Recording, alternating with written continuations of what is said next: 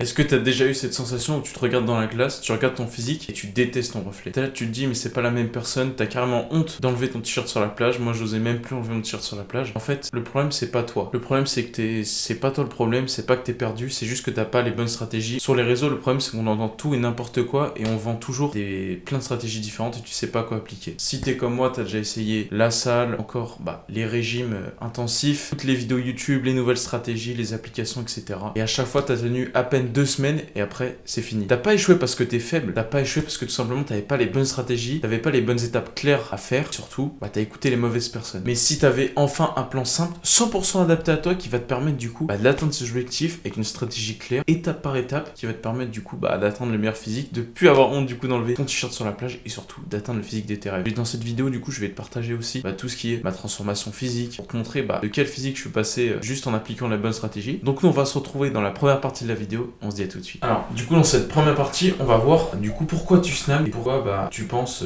faire beaucoup de sport, mais au final si on regarde bien tu fais pas tant de sport que ça et c'est pour ça que tu stagnes. En fait la raison de pourquoi tu snacks c'est tout simplement que tu es trop sédentaire. Et oui, aller 5 fois à la salle par semaine, mais juste rentrer chez toi, jouer à la PlayStation ou poser dans ton canapé sur Netflix, ça fait pas de toi quelqu'un d'actif et du coup t'es sédentaire, t'es dans la catégorie sédentaire parce qu'en soi tu vas à la salle, tu fais ta séance etc.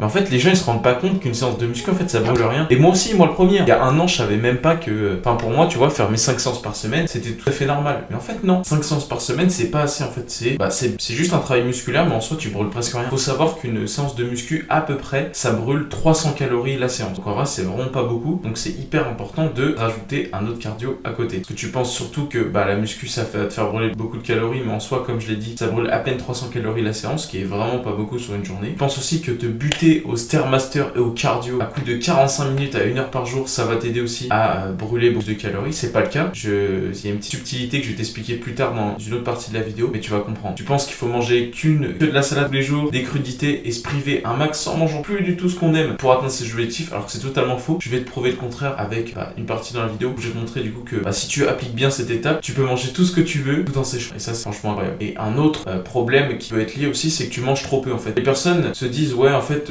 tu vois je mange assez etc. C'est souvent dans les problèmes des personnes qui ont du mal à prendre de la masse. Et souvent ils disent ouais moi je mange assez prendre de la masse, ou je mange assez pour sécher. En fait le fait que tu manges des fois trop peu de calories pour ta sèche, ça peut poser problème parce qu'en fait du coup ton corps il sera en période de survie. Vu que tu manges pas assez, il se dit oula, je suis en état d'alerte, faut que je garde tout le gras que je stocke dans le ventre, faut que je garde un maximum d'énergie. Et du coup le problème de ça c'est que du coup il va ralentir ta perte de poids et ça va être un gros problème parce que du coup tu as baissé trop drastiquement tes calories, ce que tu manges dans la journée. Donc je vais t'expliquer dans la vidéo, dans les prochaines parties, comment ça marche, mais c'est un peu les principaux problèmes que tu vas sûrement rencontrer ou que tu rencontres actuellement dans ton parcours.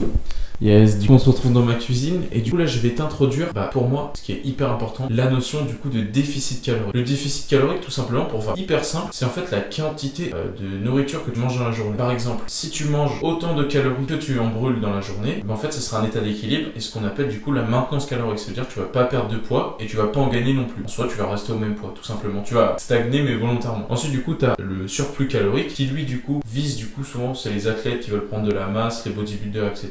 où ils mangent plus de calories que ce qu'ils brûlent, donc ça veut dire que logiquement tu vas prendre du poids, tu vas prendre de la masse, bon forcément un peu de gras parce qu'on fait une prise de masse, il y a un peu de gras aussi qui monte, mais tu vas prendre essentiellement du muscle, de la matière maigre si tu fais bien ta prise de masse. Et ensuite on a du coup le déficit calorique, nous c'est ce qui nous intéresse et ma spécialité c'est la perte de poids, c'est tout simplement tu vas manger moins que ce que tu as besoin dans la journée. Mais ce qui est bien aussi avec le déficit calorique, c'est pas forcément obligé de te priver, t'es pas forcément obligé de faire des choses contraignantes au quotidien pour perdre du poids, et même avec certaines techniques tu peux perdre du poids en étant en maintenance. Ça c'est franchement incroyable. Mais bon, ça sera le sujet un peu dans une autre partie ou dans une autre vidéo si vous voulez plus de précision. Pourquoi il est aussi important d'être en déficit calorique et du coup de bien gérer sa dépense énergétique? Et en fait tout simplement parce que c'est le premier pilier de la pyramide d'Eric Helms que je mettrai juste là à côté de moi où j'expliquerai en détail. En fait le tout premier pilier tout en bas c'est la balance énergétique. Donc c'est hyper important d'être en déficit pour être sûr de perdre du poids. C'est le pilier fondamental. Parce que sans ça vous perdrez pas de poids, même avec tous les efforts du monde. En fait c'est totalement contre-intuitif, mais si tu manges trop de bons aliments dans une journée, tu vas prendre du poids et pas sécher. Donc en soi c'est pas forcément les aliments que tu manges, c'est vraiment le pilier important, c'est d'être en déficit calorique. Et ensuite en deuxième pilier on voit qu'il y a les macros. Les macronutriments tout simplement se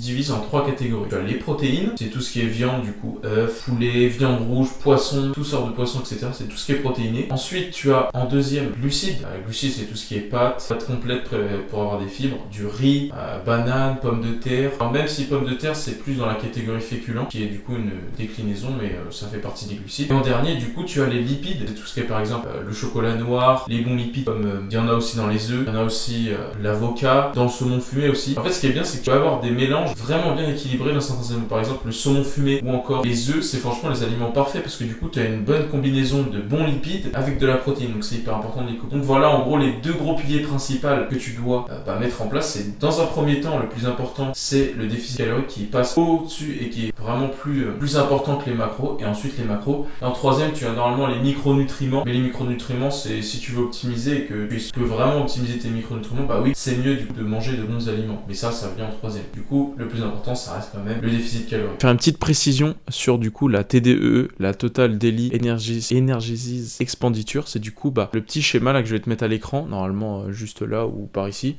où en gros ça te définit en 4 parties ce que tu brûles chaque jour. Alors tu vois, du coup le plus gros c'est le métabolisme basal. En gros c'est un peu ça vient de ta génétique, aussi de ce que ton corps, en fait si t'es quelqu'un de sportif de base, etc., en fait c'est un peu génétique. Mais attends, ne pars pas et te dis pas ouais du coup c'est génétique, je pourrais pas changer. Non, en fait le métabolisme basal, en fait ce qui est bien c'est que tu peux le changer avec les 3 autres variantes. En fait ça va te permettre de le changer et du coup de l'accélérer, et en fait tu peux créer un cercle vertueux. Et je vais te montrer aussi comment tu peux sortir de ce cercle vicieux que du coup tu as mis en place. Déjà pour le cercle vicieux, en fait on voit tout simplement que en fait le problème, si par exemple tu manges trop peu, on va dire, tu manges trop peu, du coup t'as un thermic effect of food qui est bas. Du coup vu que tu manges peu, t'as pas beaucoup d'énergie, tu fais pas du coup de NEAT, c'est-à-dire de spontaneous physical activity, donc t'en fais moins, et en plus tu fais moins du coup d'exercice physique parce que t'es fatigué vu que tu manges peu. Et du coup c'est un cercle vicieux parce que du coup ton métabolisme basal il est de plus en plus bas, il décélère de plus en plus et tu perds de moins en moins de poids. Et en fait c'est pour ça que tu snacks, c'est vraiment ces raisons. Du coup là je vais vraiment te définir quelles sont chaque partie, parce que là je t'ai juste énuméré le cercle vicieux et nous on veut un cercle vertueux. Du coup alors le premier c'est exercise related physical activity. En gros c'est la HIIT, c'est tout simplement en fait ce que tu fais pendant tes exercices de musculation. En gros c'est une séance de muscu, une séance de cardio, de course. En fait ce que je disais tout à l'heure, c'est qu'en gros en fait ce qui est contradictoire, c'est qu'en gros les personnes pensent qu'en faisant du Stairmaster, c'est-à-dire du cardio pendant une heure, plus de la muscu, ils vont perdre plus. En fait le problème c'est qu'ils sont dans la même catégorie. En gros le HIIT ça contient aussi le Stairmaster autant que la muscu. Du coup en gros en fait le HIIT ça représente je crois 15% total pour perdre du poids. Et en fait le problème c'est que du coup tu cumules pas l'avantage de la NEAT. Et du coup là on en vient à la NEAT. Tu vois que la NEAT est presque 2 fois plus grosse que la HIIT. Et en fait ce qui est bien c'est que tu peux toutes les cumuler ensemble. Du coup la HIIT, la Spontaneous Physical Activity, en fait c'est tout ce qui est par exemple la marche, c'est le cardio faible en fait, c'est quand ton cœur bat à basse fréquence, je crois c'est en base 2, quelque chose comme ça. Du coup t'as la marche, t'as par exemple tous les gestes que tu fais dans la journée, en fait par exemple tu trembles ou tu bouges la main comme ça, tu fais bouger ta jambe au bureau, tu sais, sous la chaise, etc. En fait c'est tous les petits mouvements comme ça, même te baisser, faire le ménage, etc., étendre le linge. En fait c'est ce qu'on appelle la NEAT. En gros c'est pas forcément du cardio, c'est juste des mouvements que tu fais au quotidien, des mouvements parasites. Et en fait ce qui est bien avec la NEAT, c'est que c'est un peu plus gros que la HIIT, et en fait ça brûle énormément de calories. Et en fait beaucoup de gens, on s'est rendu compte qu'en fait il y a beaucoup de gens qui sont trop sédentaires, comme je te l'ai dit dans le début de la vidéo. Je pense que du coup faire du HIIT via du coup une heure de Stairmaster ça t'aide à brûler, alors que non. En fait ce qui est important c'est de comprendre ce petit schéma et en même temps de bien les appliquer. Donc si tu cumules par exemple, on va dire, c'est pour ça qu'on dit il faut faire de la marche, et même pour la muscu c'est bien, parce qu'en gros c'est un cardio qui entrave pas la récupération. Du coup ça veut dire qu'en faisant beaucoup de marche, ton corps il sera pas forcément fatigué. Bon ok, après 2 heures de marche t'es fatigué, mais je pense que ça va pas gêner tes muscles à se reconstruire, tout simplement construire de la masse musculaire. Alors, par exemple se taper 1 heure de Stairmaster après la salle, déjà c'est pas optimal pour perdre, parce que comme on l'a dit on est dans la range du HIIT, mais en plus pour la récupération musculaire tes jambes vont douiller mon gars. Donc c'est pour ça que c'est hyper important de faire de la marche, et à côté soit tu choisis, soit tu fais du cardio ou tu fais de la muscu, pas les deux, parce que sinon tu vas être explosé. Et du coup là on a vu, et le dernier du coup thermic effect of food, là c'est tout simplement quand tu manges, t'as remarqué que tu vois quand tu manges beaucoup, etc., en fait tu vas digérer, et en fait la digestion va créer de la chaleur dans ton corps, et du coup ça va brûler des calories. C'est ça qu'on appelle du coup l'effet thermique dans le corps. Et du coup pour créer un cercle vertueux et améliorer ton métabolisme basal pour qu'il tourne à fond les ballons, tu vois, ce que tu vas faire c'est que du coup tu vas faire du HIIT. Nous dans notre cas moi je fais de la muscu, du coup ça va me construire du muscle, ou ça va aussi faire ma séance de HIIT. Dans la même journée du coup je fais de la marche pour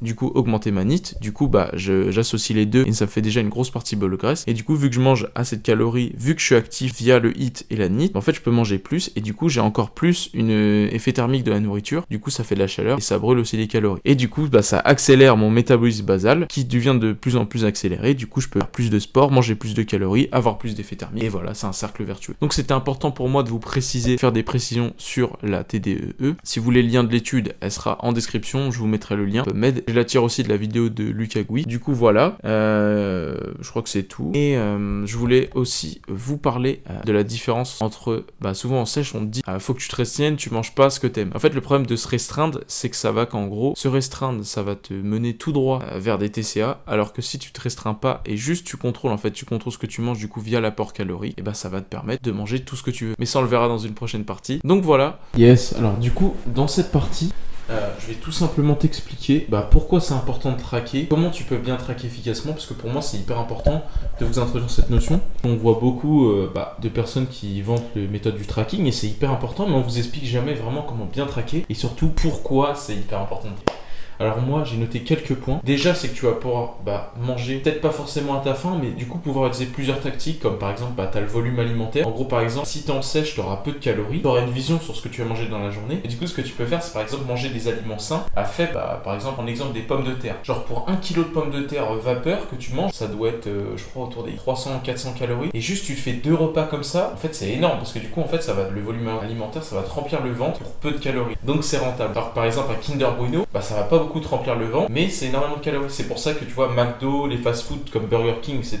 Quand tu manges, en fait, les calories sont énormes parce que en fait tu manges un truc qui te cale pas trop, donc pour eux c'est bénéfique parce qu'ils permettent de te vendre des menus, etc. et de pouvoir devoir acheter des desserts ou d'autres aliments, alors que là en fait avec un gros volume alimentaire ça permet du coup de compenser et d'être rentable. C'est un peu comme un investissement, tu vois. Ensuite du coup la deuxième raison qui fait que tu dois traquer, c'est que tu vas éviter les TCA. Oui, mais à chaque fois on me dit que si je traque je vais développer des TCA machin parce que du coup je vais toujours avoir envie de traquer, c'est obsessionnel, etc. En fait moi je le vois pas de cet angle là, parce que moi le tracking du coup c'est vraiment quelque chose qui permet d'avoir de la visibilité sur ce que je mange, et surtout toutes les personnes que j'ai mis au tracking, j'ai aidé du coup à se lancer tout simplement dans et appliquer ce plan que je vous partage. En fait ils m'ont dit qu'après quand t'as le tracking en fait ça devient limite un jeu de manger, tu vois, genre en gros s'il te reste des calories, en fait tu peux te faire kiffer, manger les trucs que t'aimes, manger à ta faim, et surtout en fait de gérer correctement ces calories, en fait ça évite totalement les TCA, parce que tout simplement tu sais ce que tu manges et surtout t'as une paix d'esprit, les gars, c'est incroyable. Quand j'ai fini ma journée, je sais que j'ai mangé,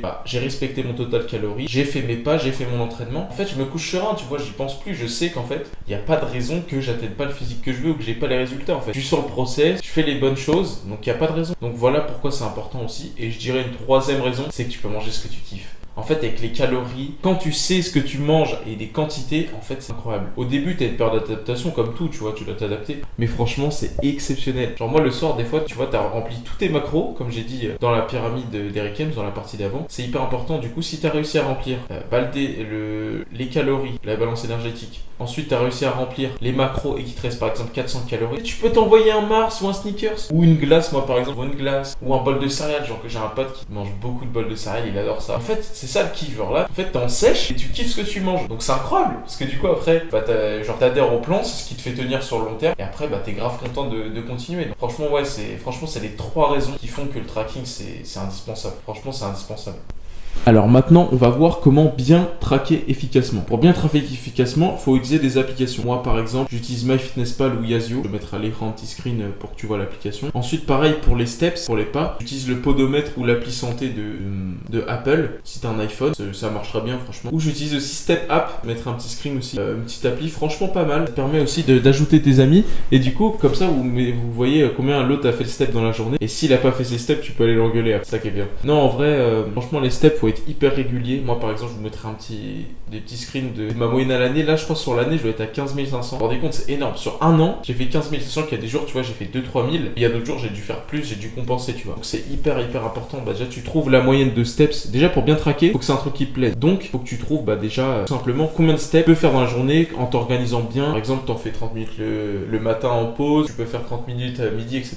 Et en fait tout le nombre de steps que tu peux faire par jour, franchement trouve une bonne organisation, fais-le. Et après du coup coup tu t'adapteras du coup tes calories en fonction de ça. Aussi un petit tips pour du coup des steps dans la journée, avoir une bonne organisation. Moi j'ai acheté un tapis de marche. Le tapis de marche ça change la vie, promets. Moi je l'ai, des fois je me regarde une série pendant 2 heures, je vois mon tapis, j'ai fini de marcher, j'ai fait tous mes pas et en fait j'ai grave kiffé. C'est comme tu vois comme je te disais avec le fait d'aimer ce que tu manges, bah là en fait bah t'aimes marcher parce que du coup tu l'associes, tu regardes ta série que tu kiffes. Et même quand il y a un beau soleil, tu vois aujourd'hui il fait magnifique. Là t'as un beau soleil, tu vas marcher dehors, franchement ça fait grave kiffer. En fait ça va te rendre le jeu ludique, genre tu vas kiffer de ouf parce que tu vas kiffer marcher parce que tu vas regarder ta série préférée ou ton animé. Tu vas kiffer manger parce que tu vas pouvoir te faire un kiff avec un aliment que t'aimes. Et en plus tu vas kiffer la muscu parce que tu vas avoir des résultats. Et quand tu vas t'entraîner et tu vas commencer en débardeur ou t-shirt moulant, alors ton physique tu vas commencer à avoir des petites veines qui pop et tout, tu vas grave kiffer. En fait c'est ça que j'essaie de vous partager, c'est vraiment adhérer au plan, kiffer un max. Franchement ça fait grave kiffer. Et d'ailleurs en parlant de ça, moi j'ai découvert ça du coup grâce à Lucas Gouif et Antoine GBZ. Je mettrai leur chaîne dans la description. Gros big up à eux s'ils passent sur la vidéo. Merci beaucoup les gars. Franchement vous avez changé ma vie, changé la vie de pas mal de personnes parce que j'ai aussi partagé un maximum autour de moi. Donc franchement merci beaucoup. Franchement les gars, allez voir leur chaîne, je mettrai des petits screens là pour vous aller voir, mais franchement incroyable. Merci beaucoup encore. Big up à vous les gars. Du coup petite parenthèse,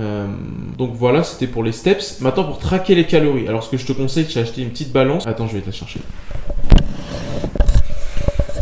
Donc, ce que je te conseille, c'est d'acheter une petite balance, tu vois, comme j'ai là, une petite balance alimentaire. Et en gros, bah, tu mets ton assiette dessus et après, tu mets, tout simplement les aliments. Et en fait, ça va te permettre de bien peser. Et en gros, après, il y a toujours un débat aussi entre, du coup, peser cru ou peser cuit. Moi, personnellement, je pèse cuit. La viande, les pâtes, etc. Même si je sais que je crois le riz et les pâtes, faudrait les peser, du coup, cru. Parce que, du coup, ils gonflent avec l'eau quand vous les cuisez. Mais la viande, moi, souvent, je la pèse cuite. Parce que, tu vois, quand tu l'as sur l'emballage, des fois, c'est pas forcément le vrai, enfin tu manges pas autant que sur la quantité indiquée. Parce qu'en gros, tout simplement, par exemple, t'as une entrecôte à 250 grammes, mais si elle perd de la flotte, bah après, toi, une entrecôte à 225 grammes. Après, souvent, tu perds pas énormément d'eau, donc en vrai, ça va. Donc voilà, en gros, je récapitule un peu. Pour traquer les steps, tu utilises l'appli Podomètre ou Santé ou Step Up si tu veux, comme moi. Ensuite, pour les calories, t'as du coup MyFitnessPal et Yazio, où je te conseille de t'inscrire directement. Et ensuite, on a pour l'entraînement, je t'ai mis un petit screen normalement aussi de toutes mes applications que j'utilise qui cumulent du coup le sport, les calories et les steps. Et le petit gym book, en gros, je rentre mes séances et comme ça, je peux noter mes perfs à chaque séance, tout simplement. Du coup, voilà pour cette partie sur le tracking et pourquoi c'était important pour moi avec les 3 ans que je t'ai cités et pour comment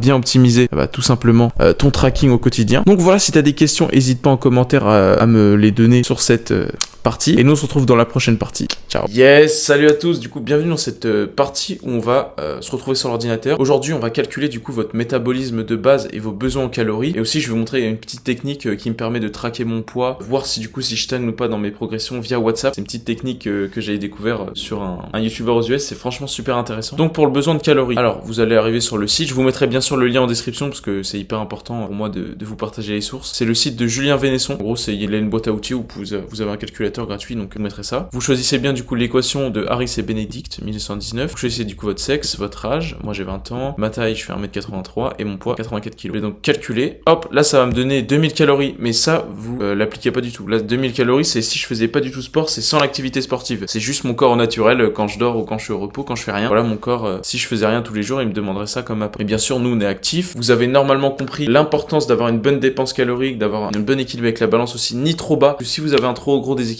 le problème c'est que votre corps va se mettre en mode survie et du coup vous n'allez pas brûler de gras et du coup c'est un peu problématique. Donc ce que vous allez faire c'est mettre votre taux d'activité qui est très actif. Vu que nous on fait pas mal de steps dans la journée, moi je suis autour des 15 à 16K par mois, enfin par semaine aussi, à l'année en tout cas. Et du coup moi je veux maintenir mon poids, donc je vais trouver ma maintenance. Ensuite vous faites calculer et hop, là ça va vous donner un nombre de calories. Donc ce nombre de calories c'est la maintenance. Là vous avez 2 choix. Si vous êtes une personne qui a jamais traqué de calories de votre, je pense que c'est une grande majorité sur cette. Ce que vous allez faire c'est que vous allez rentrer dans votre application de tracking qui est du coup Yazio ou MyFitnessPal que j'ai déjà montré précédemment dans la vidéo. Vous allez mettre du coup 3400 calories. On va pas forcément mettre 3453 si vous voulez arrondir, mais 3400. Et du coup tous les jours vous allez manger en respectant ce nombre de calories. Vous allez tout peser avec par exemple une balance alimentaire. Moi c'est ce que je fais. Vous pesez tout ce que vous mangez, vous rentrez vos calories etc dans l'application et normalement vous serez à maintenance si tout se passe bien. Après il y a beaucoup de chances aussi que vous séchiez et perdez du poids également en mangeant 3400 parce qu'en fait de jamais avoir traqué vos calories ça vous a donné, ça vous a sûrement donné un effet que le fait de pas traqué vos calories, en fait vous étiez trop bas et vous avez bloqué du coup votre métabolisme en mangeant n'importe quoi, du coup vous mangez peut-être de mauvais macros, vous mangez peut-être pas assez de protéines. Et en fait tous ces facteurs là vont faire que sûrement vous allez sécher et du coup rééquilibrer, d'où le terme rééquilibrage alimentaire, changer votre composition corporelle et du coup peut-être paraître plus sec. Après il y a ceux du coup qui mangeaient beaucoup plus que 3400, même si c'est rare parce que 3400 c'est vraiment quand même dur à atteindre par jour, à part si vous mangez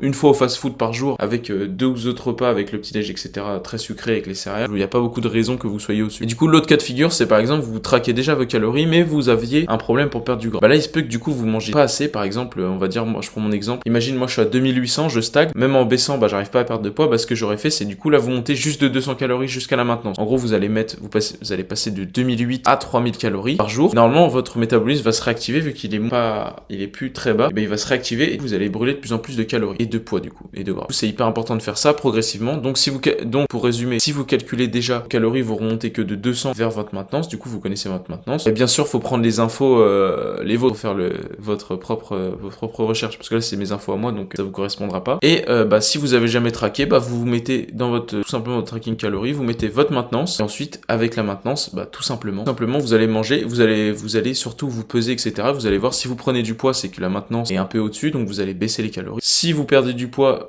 c'est bon signe, c'est que vous êtes bien en déficit et que ça veut pas forcément dire que vous êtes en maintenance. Si vous perdez du poids, vous restez comme ça. Si vous en prenez, vous baissez. Vous allez mettre à 3002 ou 3000 au bout d'une semaine. Voilà un peu sur le tracking. Maintenant, je vais vous montrer ma petite astuce que j'utilise du coup avec WhatsApp qui me permet du coup de tout simplement traquer mon poids au quotidien, mes steps, etc. En gros, c'est tout simplement, je fais une discussion avec moi-même. Et en gros, comme vous le voyez, bon, je suis pas hyper régulier ces derniers jours. En gros, ce que je fais, c'est que chaque matin, je me pèse. Du coup, je mets mon poids. Souvent, je vais aux toilettes. Après, je vais me peser. En gros, je mets mon poids, le nombre de calories que je mange par jour et le nombre de steps que j'ai fait la veille, par exemple. Là, hier, j'ai fait 21K steps la veille. Du coup, ça me donne toutes les différentes variantes de mon poids. Et si je suis en jour off ou jour on en fonction, off, c'est quand vous faites pas de séance de muscu dans la journée, et on, c'est quand vous faites une journée avec une séance de muscu, ça peut varier aussi. Donc voilà, en gros, ce que vous faites, c'est que vous écriviez chaque jour votre poids, le nombre de calories que vous mangez dans la journée, et du coup, vous voyez votre poids. En fait, vous avez un feedback sur votre poids jour après jour. Vous voyez s'il descend, s'il stagne ou pas. Et quand vous voyez qu'il stagne, vous pouvez tester du coup de baisser de 200 calories comme j'ai. Ou si il continue de baisser, vous restez comme vous êtes. Donc voilà, j'espère que cette petite partie a été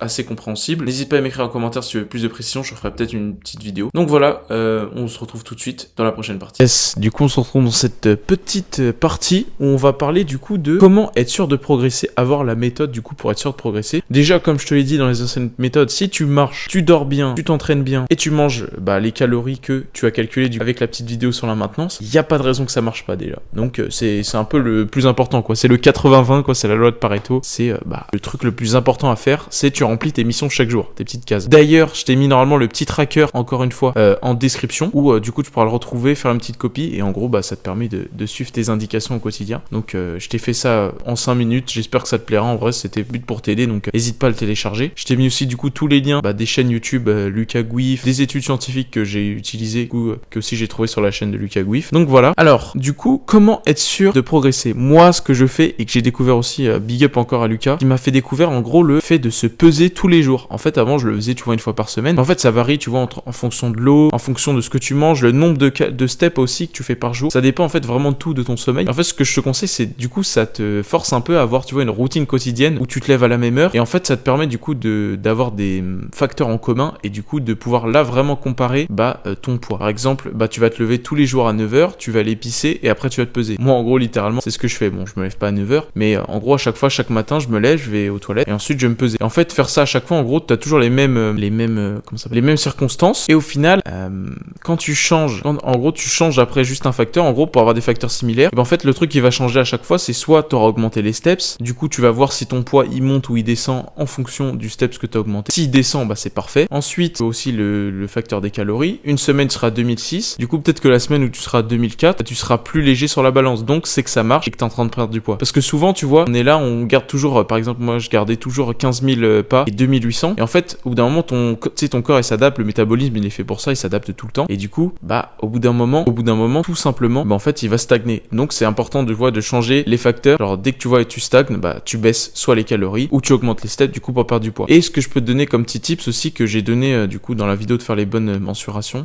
que j'ai donné dans la partie pour prendre sa maintenance, tout simplement c'est de aller sur WhatsApp et du coup tous les jours tu mets ton poids, tes steps etc. Ça te permet du coup après d'avoir un feedback et de regarder en arrière pour voir comment ça marche. Donc voilà un peu, c'était une petite partie courte. On se retrouve du coup dans la prochaine partie. Et à tout de suite. Yep les gars, du coup cette petite partie, je vais vous montrer comment prendre de bonnes mensurations. Du coup je vais vous montrer un peu les muscles, enfin les endroits essentiels. Du coup on va commencer par les bras. Les bras, c'est important en fait de faire le pic du biceps et vous entourez bien pendant le pic du biceps. En fait, faut pas faire le bras relâché, c'est hyper important. Du coup, je vais faire ça maintenant. C'est un peu galère, je peux pas vous mentir. Ce qui est bien, c'est qu'avec celui-là, en gros, c'est un espèce de mètre où là, tu as les différentes. Je sais pas à quoi ça sert vraiment. Là, du coup, tu as les mètres. Et en gros, si j'appuie sur ce petit bouton, et ben ça resserre. Du coup, c'est plutôt pas mal. En gros, tu prends large, je vais faire comme ça. Hop. Après, je l'attache. Je l'attache. Hop, voilà. Et du coup, après, je contracte le biceps et je resserre pour trouver mon tour de bras. Du coup, je suis à 37 de tour de bras. Hop, et pour l'autre, même chose.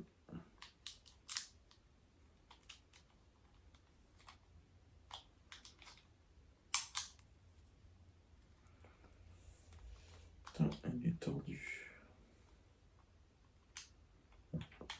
Encore un peu. Voilà. Hop. Mon pic du biceps.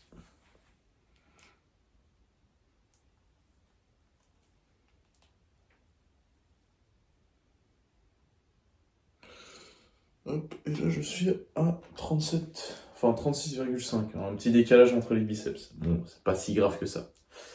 Ensuite, on va faire le tour des pecs. Tour des pecs, en fait, il faut que ça passe bien sur les tétons et après vous faites le tour. Donc là, faire la même chose en soi, il faut qu'il passe de derrière. Hop. Un bout là.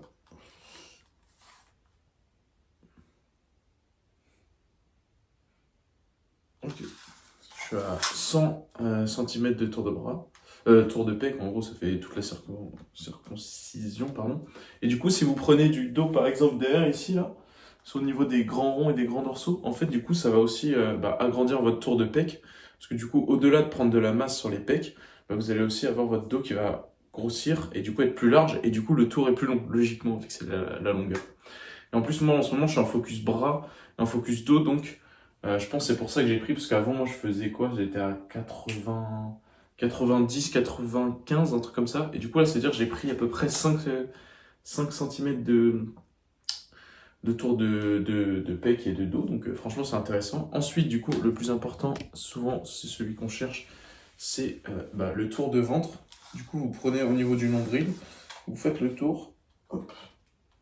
Voilà. Et là, du coup, on est à 82 en tour de nombril. Ensuite, vous avez un tour un peu plus bas où vous prenez sur le départ des hanches juste là. Hop, vous faites tout le tour jusqu'à l'autre côté. Normalement, celui-là est un peu plus petit. Ou équivalent.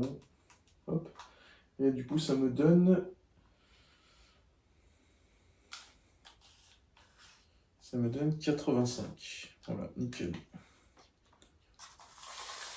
Je suis du coup à 85 de tour de hanche. Et je suis à refaire tour de ventre, je ne me rappelle plus.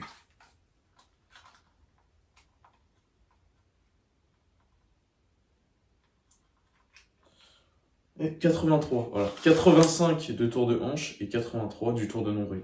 Et là, du coup, c'est normal parce que j'ai un peu encore du stock dans les poignets de mour et aussi dans le bas du dos. Donc, c'est tout à fait normal que ça me fasse ce genre de stockage. Après, pour les jambes, rien de plus simple. Vous prenez votre cuisse, vous la contractez. Et ensuite, du coup, vous faites le tour. Attends, je vais plus vous montrer. Le bas, comme ça. Bon, là, je vais pas mettre en caleçon, mais en gros, vous faites le tour de votre cuisse, comme ça.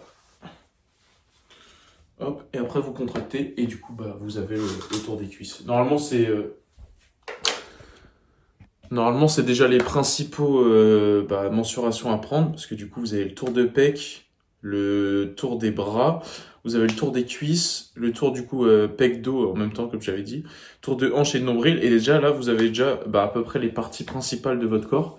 Et du coup quand vous allez perdre du gras avec du coup le guide de sèche si vous appliquez bien tous les conseils, et bah normalement, ce qui va être bien, c'est que ça va vous permettre du coup de perdre de ces côtés de mensuration, parce qu'en fait, c'est vrai que on vise pas la perte de poids, on ne la vise pas, c'est-à-dire que c'est pas en voulant des abdos que vous allez perdre du gras des abdos. Donc c'est hyper important de prendre les mensurations de tout le corps, même quand vous faites une sèche, parce que du coup, vous allez vous dire, ouais, j'ai toujours mon ventre, etc. Mais si vous faites les mensurations, ça se trouve, vous avez perdu par exemple 3 cm de tour de cuisse, parce que souvent, pour les femmes, on a tendance à stocker dans les cuisses, ou les hommes, c'est plus souvent, ça dépend de la morpho, mais souvent c'est le ventre. Après là, imagine, vous perdez 3 cm de tour de cuisse, en fait c'est hyper intéressant, parce que ça veut dire que tu as perdu 3 cm de tour de cuisse de graisse au niveau des cuisses. Peut-être que ton ventre n'a pas bougé, mais du coup c'est hyper intéressant, et au moins tu sais que tu progresses. Parce qu'en fait, le poids, c'est un bon indicateur, mais les mensurations, ça aide aussi à savoir si tu progresses. Donc voilà pour cette partie sur les mensurations. J'espère que j'ai été clair. N'hésite pas encore si tu as des questions ou plus de précision. Et nous, on se retrouve dans la prochaine partie. Ciao. Du coup, on se retrouve dans cette petite partie où je vais t'expliquer la stratégie que j'utilise pour savoir quand est-ce qu'il faut que je baisse mes calories ou non. Du coup, tout simplement, en fait, moi, ce que j'utilise comme technique, c'est, en fait, comme je t'ai expliqué dans le tracking, genre, moi, je suis vraiment un malade du track. En gros, j'adore contrôler ce que je fais, etc. Parce que, comme je te l'ai dit, vaut mieux contrôler que, en fait, se priver, parce que souvent, c'est ce qu'on pense quand on sèche, etc., quand on veut perdre. Souvent, on pense qu'il faut se priver. Alors, en fait, il faut juste contrôler ses apports, et du coup, ça nous évite de tomber dans les TCA. Mais bon, aparté fini. En fait, ce que j'utilise, c'est qu'en gros, je me pèse tous les jours avec les mêmes variables, et en gros, moi, ce que je fais, que je préfère varier, du coup, c'est tout simplement les calories, parce que pour moi en fait je suis autour des 15 à 16K steps par semaine, parce qu'en fait en faire plus pour moi c'est trop contraignant avec mon organisation et c'est trop chiant, faut pas se mentir. Au-delà des 15-16 000 ça dépasse les 2h30, 3h de marche, et j'avoue que c'est assez relou. Après tu peux toujours faire un autre cardio, mais bon moi je trouve ça assez relou, donc moi je préfère largement jouer du coup sur la variable qui sont du coup les calories. Et du coup moi ce que je fais c'est par exemple là on va dire actuellement je suis à 2400, je suis en sèche, je vois que mon poids il continue à baisser, c'est parfait, je suis encore à 2004, mon poids il baisse tous les jours, donc je reste à ce poids là. Après, petit disclaimer, ça peut varier en fonction par exemple soit si t'as mangé gras, ou tu vois des fois je suis au resto avec ma famille la veille, en fait j'aurai forcément une rétention d'eau, et même mon alimentation est moins dense en bons nutriments, etc. Donc ça peut faire varier le volume, du coup perdre du poids, ou être un peu plus fat et plus lourd, parce que du coup je stocke plus d'eau. Donc en fait faut aussi prendre en compte dans le tracking, tu mets aussi un peu ton contexte. Si tu vois c'est un jour normal, tu mets tranquille. Après tu peux mettre ton contexte, par exemple si aujourd'hui tu t'es pas entraîné, si t'as fait moins de steps que d'habitude, si t'en as fait plus, si du coup t'as mangé au restaurant, si t'as mangé un tel type d'aliment, si t'as mangé plus gras, etc., moins de glucides, plus de... Bon après, c'est toi qui vois, tu vois, faut pas tout mettre non plus, mais moi je mets juste quand ça change exceptionnellement, tu vois, quand je suis au resto, ou quand j'ai dépassé énormément mes steps. De toute façon ça se voit je mets aussi mes steps sur mon petit WhatsApp pour voir où j'en suis. Mais du coup bref, voilà, du coup si ton poids descend, tant mieux, et que du coup en fonction de ce que je t'ai dit sur les signes. Et aussi, par contre, si tu arrives, tu te pèses, ça fait une petite semaine que tu stagnes au même poids, en fait tout simplement ça veut dire que tu baisses tes calories, parce que du coup ton métabolisme et ton physique s'adaptent, et du coup tu baisses de moins 200. Va pas me faire baisser des moins 500, moins 1000, c'est pas intéressant. Faut vraiment que tu baisses petit à petit par les calories, moins 200, comme aux pompes sur Fortnite, moins 200. Et après du coup normalement ton poids devrait rebouger. Après faut faire gaffe aux red flags, attention aux red flags, parce que souvent on fait gaffe, mais en fait si t'es bas en calories, tu vois t'es en sèche, je vois ton poids il descend, etc. Mais le problème c'est que des fois t'as des red flags, comme par exemple t'es tout le temps fatigué, tu te réveilles, t'as dormi 10 heures mais t'es explosé, t'as une baisse de libido le matin, nous les hommes on se comprend, t'as du coup aussi t'es irritable, t'as du mal à parler avec les gens, t'as une batterie sociale très basse. En fait souvent c'est un signe aussi, ok t'es en déficit, tu perds du poids, mais que c'est en fait ton corps il t'envoie un message pour te dire que t'es trop bas, et faut que tu remontes justement là, faut que tu remontes tes calories, parce que sinon tu risques du coup d'être mal, et du coup c'est des signes de ce que ton corps te prévient. Mais ça j'en parlerai plus dans la partie sur quand savoir remonter ses calories, je détaillerai un peu plus les red flags. Là c'était vraiment concentré du coup sur le fait de vraiment baisser ses calories par 200, descendre bien, pour du coup atteindre son total calorique le plus bas. Par exemple tu vas descendre, moi tu vois j'ai commencé à 2800-3000 et je vais finir autour des 2000, du coup ça cherche un petit déficit tu vois de 2 mois à peu près, genre 10 semaines, quelque chose comme ça. Et concernant aussi les red flags, en fait c'est important de remonter aussi au moment des red flags, parce qu'en gros là ça veut dire que ton corps se met en mode survie, comme je l'ai expliqué. Comme il se met en mode survie, en fait il garde toutes les réserves pour lui et il brûle pas de gras. Et du coup le problème de ça c'est que du coup après t'auras limite plus tendance pour ton corps à stocker du gras que du coup si tu descendais encore en calories. Donc c'est important de bien identifier les red flags.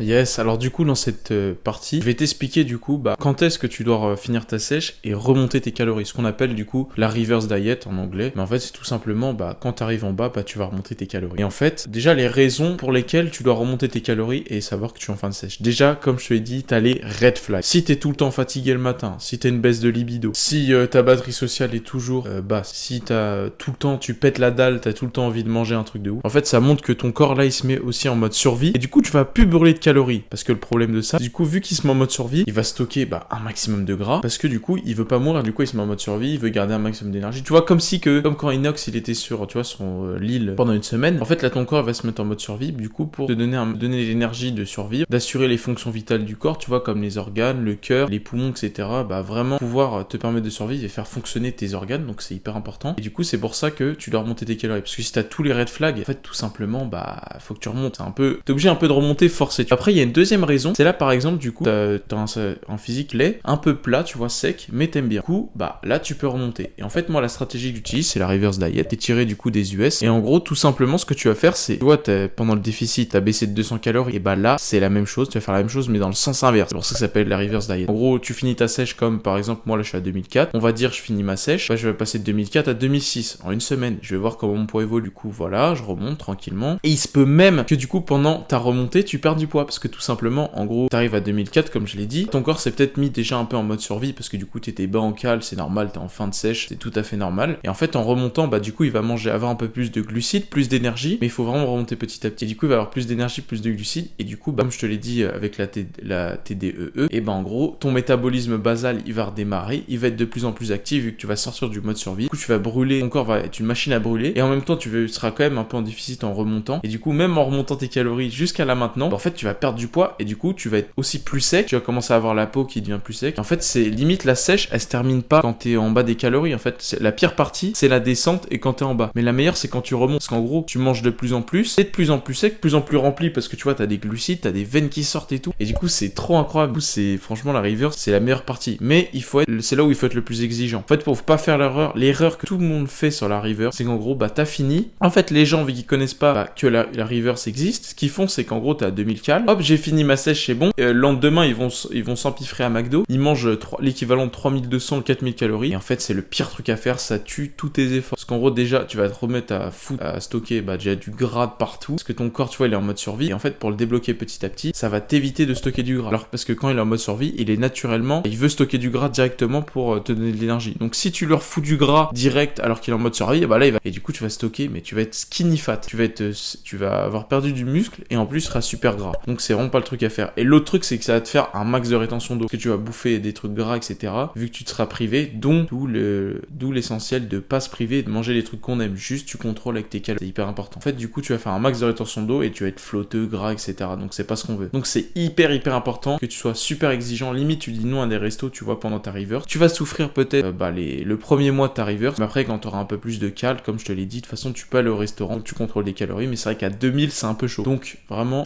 t'inquiète, contrôle tes cales, remonte bien, et après quand tu auras fini ta reverse là tu pourras te faire plaisir, ton métabolisme sera plus haut, donc tu brûleras un peu moins de graisse, et surtout ton physique sera en mode il tournera à fond, donc t'inquiète pas.